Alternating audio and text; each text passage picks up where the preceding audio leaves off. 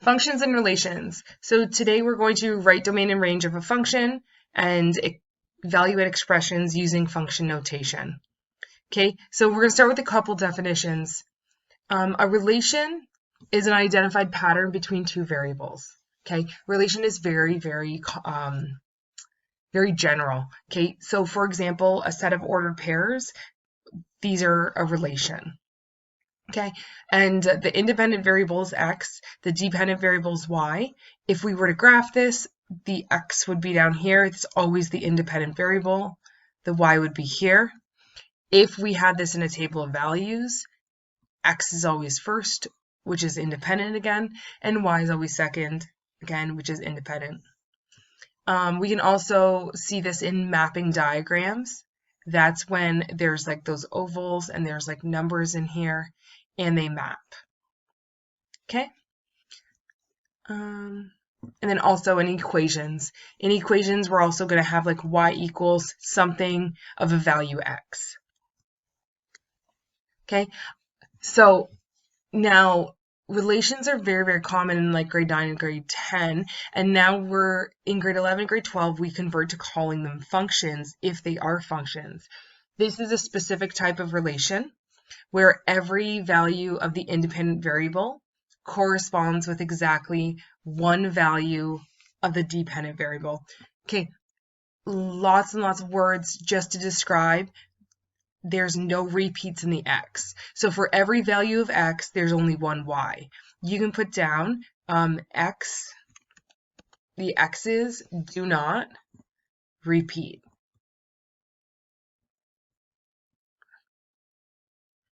Okay, we can, depending on like how we're given our relation, we can test this different ways. And just as a recall of the vertical line test is when we have a graph, and this is just stating that if a vertical line can pass through any point on the graph and that vertical line hits the graph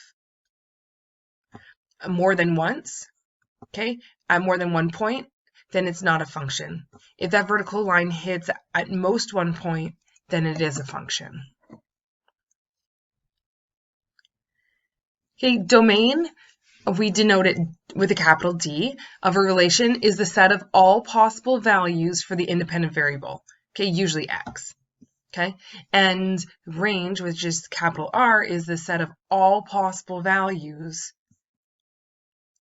for the dependent variable, so we usually use y, okay. So when we're talking about function notation, we call this f at x, okay, if it's at f bracket, there's an x bracket, okay, and then this is function notation, very general function notation. This represents the dependent variable. We use y, so this is the same thing as saying y, but usually we use f at x if we're dealing with a function, because what we're denoting is that it's a function, okay? So we can either read this f of x or f at x. I personally use f at x. Okay, and all this means is the value of the function, so like the output, so what it equals, right, for a given x value, which is the input, which is there. Okay, example 1, given the functions, and then this question gives us f at x equals 2x minus 1, and this question gives us g at x equals negative x squared plus 2x, find the following. So when we have something like this, f at 2, so if you think about the notation f at x, this x is now 2. So if we take f at x, which is 2x minus 1, what we want to do is we want to sub in that 2. Okay, so we would have 4 minus 1, which is 3. And what this actually means is that we have the point 2, 3.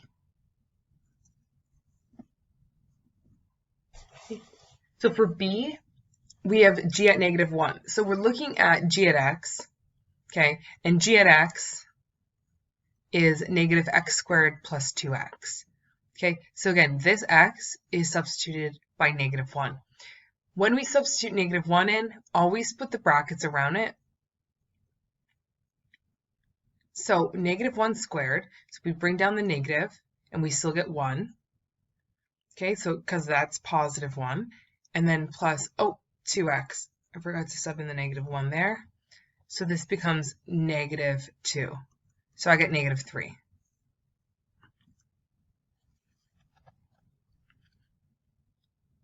Okay, so this time g at x minus 1. So for the entire x, we're subbing in an expression this time, so not just one value. So I like to have it above so I can flow down my paper. Okay, so negative x minus 1 squared plus 2 bracket x minus 1. Okay, so I subbed it in for this x and this x. Now, x minus 1 squared, we can rewrite like this and then expand it. Okay, and 2x minus 1, we can expand it in this line. So I get 2x minus 2. So bringing down the negative sign, I'm going to expand this. We get x squared minus x plus 1. Just bring this down. Okay, we can expand this negative sign into the bracket. We'll negate everything. So x squared becomes negative x squared. Negative x becomes positive x. Again, a positive x, and then negative 1. Bring this down. And then all we're going to do is collect like terms. So we end up with negative x squared plus 4x and minus 3. Okay. We're not going to get a value for this because we still have an x in it. Okay, last one, D. So D wants us to take the actual f at x as it is, so 2x minus 1. And we're going to subtract 4, and just like how this looks, so negative 4 times g at x. So I put negative 4, and then let's put g at x in the bracket. Okay, distribute in that negative 4, we have 2x minus 1 plus 4x squared minus 8x. Now I'm going to collect like terms and put these in order at the same time. So 4x squared goes first, and 2 minus 8 is negative 6x, and then the negative 1. Okay, example 2. State the domain and range of the following relations, and then determine whether the relation is a function or not. Okay, so we have to take a look at whether our relation is discrete or continuous, because there's different ways of writing domain and range. Okay, so we're going to look discrete or continuous. Okay, so A is definitely continuous because we can start at the very most left side of this graph and we can draw this graph in one shot without picking up our pencil. Okay, so what this means is that between wherever this graph lies, it is touching every single point. Okay, so this is simply, we can either write it XER, okay, because it goes left and right forever, so that's fine. For the range, I feel like it approaches -2 as a horizontal asymptote. So that would be like y equals -2. Okay, and then it goes up forever. Okay, so it doesn't actually touch -2. So if we want, we can write open bracket -2, and it goes up to infinity. And infinity is open bracket as well, like a round bracket, because we never actually reach infinity, and we never actually reach -2. Okay, now for B. B is discrete. This is a mapping diagram. The first oval represents the x values. The y oval represents, or sorry, the second oval represents the y values. So this is essentially the same as saying 0, 2, 1, 2. 2, 4, 3, 4. Okay, so this one's a little bit different. What we want to do, we can do this a couple ways. We can put x as an element of the real number system such that x equals, and then we can list all the x values. So 0, 1, 2, and 3. Because specifically, we only hit those points. This is not continuous. So if we graph this, like 0, 2, 1, 2, 2, 4, 3, 4, we would not connect it. That's not how that works. All we would do is graph those 4 points. Okay? And for the y values, we only hit 2 and 4. Right? This would be 2, this would be 4. Now let's take a look at whether or not these are functions. So the first one is a graph, so we can just draw lines. And this definitely passes the vertical line test because every time we draw a line, we only hit that graph once. So this is a function. Now the second one, what we want to take a look at, because we're technically given a table of values, and we want to look at, like, does the x repeat? So let's look at the x's, 0, 1, 2, and 3. They do not repeat, so therefore it's a function.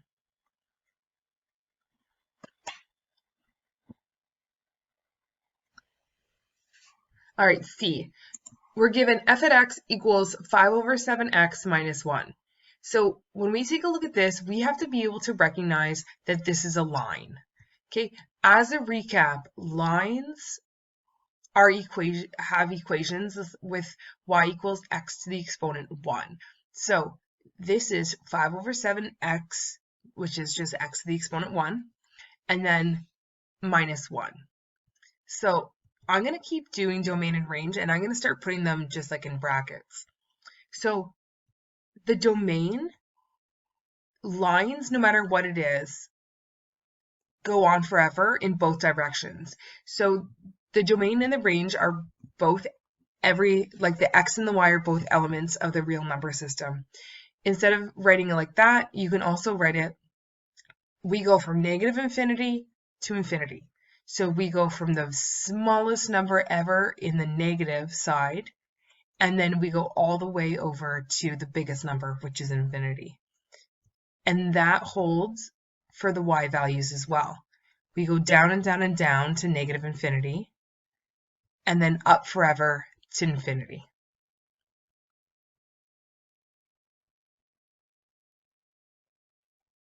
Okay, lines are functions.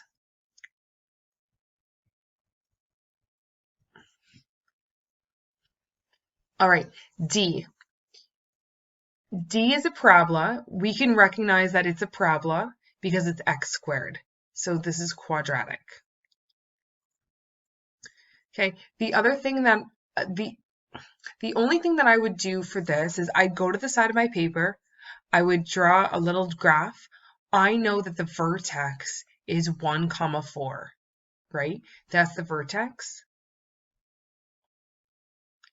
And then the only other thing I would do is I would look at, does it open up or does it open down? And that has to do with the a value. So the 5 is positive, so this quadratic opens up.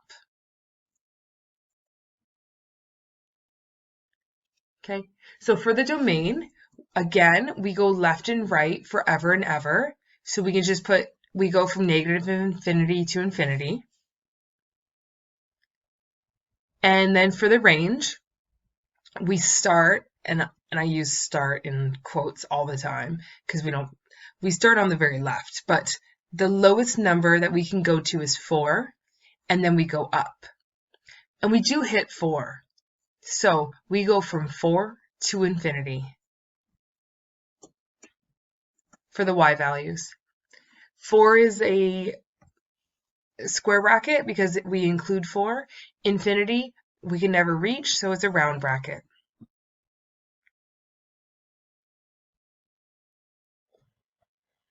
And every quadratic is a function. So that is a function. If you did draw like little graphs for these, you can also like just test it. Be like, oh, just as a reminder. Oh yeah, okay, we're good. That is a function. Okay, E. So E is a square root function. We know that a square root function looks like a parabola, half of a parabola on its side. Okay, so we're still referencing this like what would have been the vertex from the parabola. We're going to still reference that in the square root function. Okay, so our like fake vertex is going to be -7, 1. So if we were to graph this, so -7, 1, so usually we'd have the square root function going this way. Now, the only other thing that you have to do, you don't have to worry about stretches or compressions, you just have to worry about flips. So this is reflected in the x-axis. So this actually looks like that. Okay, so for domain and range, we do reference this point, which is -7, 1. -7 is on the x. So I'm going to say it goes from -7 and it goes up to infinity. So we include -7 and we go to infinity. And then we're going to start at, or quote unquote, start at 1, and we're going to go down. So we're going to go from -infinity to 1, and we're going to include 1. So we're actually like starting at -infinity and we're going up. Okay, and the square root graph is definitely a function.